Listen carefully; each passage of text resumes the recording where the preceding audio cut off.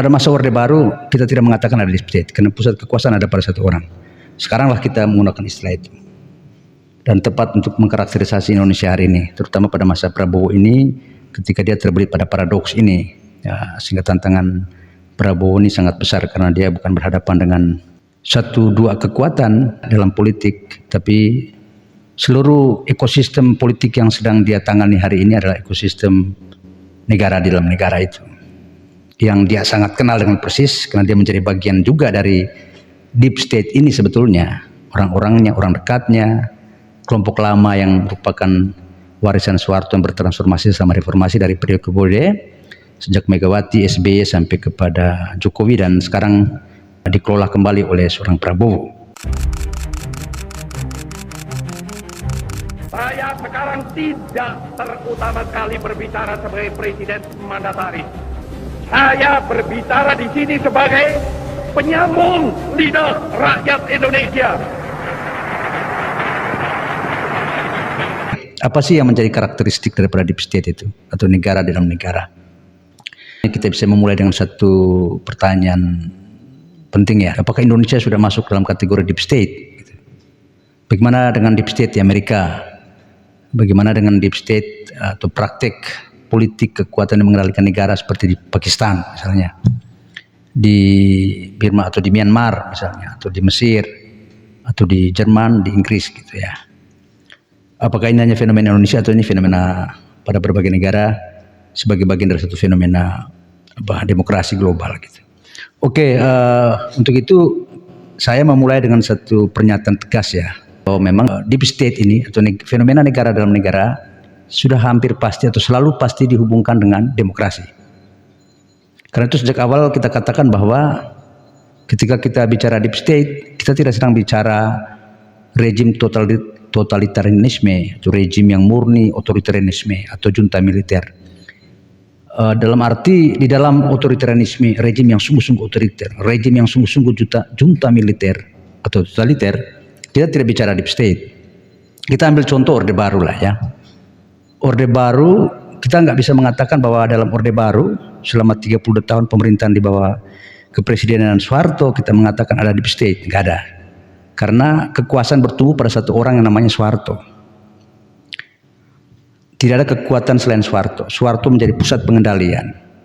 Bahwa nanti warisan dari faksi-faksi yang dikendalikan Soeharto itu, dia akan mengkarakterisasi politik kita pasca reformasi sampai era ini, yang kita sebut warisan Orba, Taipan, 9 Naga, 9 Haji gitu ya, atau kekuatan militer gitu ya, jenderal-jenderal ada di dalam urusan bisnis ekstraksi dan seterusnya, atau berkolaborasi dengan apa yang disebut Alibaba dan seterusnya itu sekarang kita sebut sebagai deep state. Karena dalam konteks deep state sekarang, pertama kita baca pada masa 10 tahun Jokowi bukan pusat kekuasaan seperti Soeharto. Jokowi hanya boneka atau simpul yang longgar yang digunakan dibajak gitu, antara pertarungan rakyat yang terlumat dalam satu model totalitarisme palsu, versi populisme palsu Jokowi ini, apakah populisme teknokratis atau oligarkis, maupun kemudian kekuatan real daripada ekonomi politik kita yang dikalikan oleh rejim ekstraksi ini, ya, yang ada dalam birokrasi, yang ada dalam partai politik, maupun kelompok-kelompok pengusaha besar, Taipan yang kita sebut 9 Naga, maupun 9 Haji misalnya pada level daerah-daerah, ya, yang tersebar di Sulawesi dengan di Sumatera dan di Kalimantan. Kurang lebih pada masa Orde Baru kita tidak mengatakan ada deep state karena pusat kekuasaan ada pada satu orang. Sekaranglah kita menggunakan istilah itu. Dan tepat untuk mengkarakterisasi Indonesia hari ini, terutama pada masa Prabowo ini, ketika dia terbelit pada paradoks ini, ya, sehingga tantangan Prabowo ini sangat besar karena dia bukan berhadapan dengan satu dua kekuatan saja dalam politik, tapi seluruh ekosistem politik yang sedang dia tangani hari ini adalah ekosistem negara di dalam negara itu, yang dia sangat kenal dengan persis karena dia menjadi bagian juga dari deep state ini sebetulnya. Orang-orangnya, orang dekatnya, kelompok lama yang merupakan warisan Soeharto yang bertransformasi sama reformasi dari periode ke periode, sejak Megawati, SBY sampai kepada Jokowi, dan sekarang dikelola kembali oleh seorang Prabowo. Nah, dalam konteks itu kita sepakati bahwa deep state ini atau negara dalam negara ini bukan fenomena totalitarianisme murni, bukan fenomena otoritarianisme murni, dan juga bukan fenomena junta militer. Gitu ya. Junta militer artinya rejim yang berkuasa adalah rejim militer, seperti misalnya di Myanmar. Di Myanmar kita tidak bisa mengatakan ada deep state karena memang sudah dikuasai oleh kekuatan real dari militer. Gitu ya. Kalau dulu sebelumnya masih ada produk demokrasi Myanmar, ya, demokratisasi menghasilkan seorang Aung San Suu Kyi, kemudian dikudeta. Nah, periode ketika berkuasa Aung San Suu Kyi, nah itu kita bisa mengatakan bahwa dia berkuasa sebagai pilihan rakyat, tetapi yang mengendalikan dia dan kemudian menggulingkan dia adalah deep state. Nah, sekarang deep state itu yang kita sebut sebagai kekuatan militer, sekarang bukan lagi sebagai deep state. Dia real power yang ada, bukan lagi di belakang layar tersembunyi, tapi menjadi kekuatan yang real di depan wajah kekuasaan dari Myanmar ke dalam negerinya maupun luar negeri. Dengan resiko tadi ya, kita pastikan bahwa Myanmar terpecah hari ini ya, perang antara rejim junta itu dengan kekuatan masyarakat yang meminta memisahkan diri di 3 atau 4 wilayah tempat suku besar di Myanmar.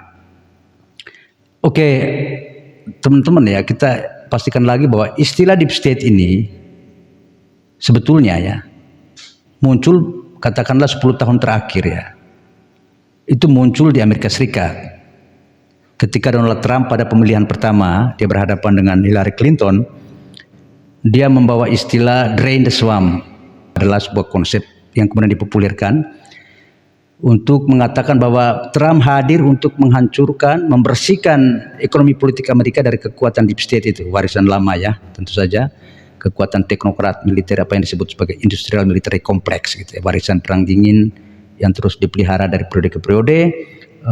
Sejak Ronald Reagan selama periode neoliberalisme, lalu Bill Clinton dengan periode globalisasi, periode perang forever war dari Bush senior, kemudian Bush junior, masuk kepada Obama, lalu masuk kepada Trump gitu ya. Dan Trump mengatakan dia hadir untuk menyelesaikan agenda yang dianggapnya sebagai agenda jahat yang membuat Amerika kalah bersaing dengan Cina dan kehilangan reputasi internasional. Demikian istilah itu muncul pada tahun 2015 atau 16. Lalu istilah itu terus berkembang pada masa pemerintahan pertama Trump memerintah, dan dia selalu berhadapan dengan deep state itu sendiri ketika dia berkuasa ya. Kalau Anda ingat cerita tentang Trump, selalu diganggu oleh CIA-nya sendiri, diganggu oleh FBI-nya sendiri, diganggu oleh sejumlah badan-badan intelijen dia ya, yang dianggap sebagai bagian dari warisan Obama dan pendukung garis keras daripada Clinton, atau dalam bahasa yang lain disebut sebagai kekuatan globalis di Amerika Serikat. Lalu pada periode kedua sekarang ini, periode kedua Trump, istilah itu digunakan juga karena agenda dia untuk kampanye pada periode kemarin untuk menjadi presiden sekarang ini. Istilah itu dibawa kembali, dan memang saat ini ya kita lihat memang ada kecenderungan dia untuk terus menjaga agenda drain the swamp dengan memasang sejumlah orang baru ya di Kementerian Pertahanan, di Pentagon, di CIA, di FBI gitu ya, dan juga di intelijen gitu. Jadi kalau kita lihat nama-nama orang sekarang itu yang dipasang itu betul-betul orang-orang yang pro Trump ya, bukan lagi kekuatan deep state.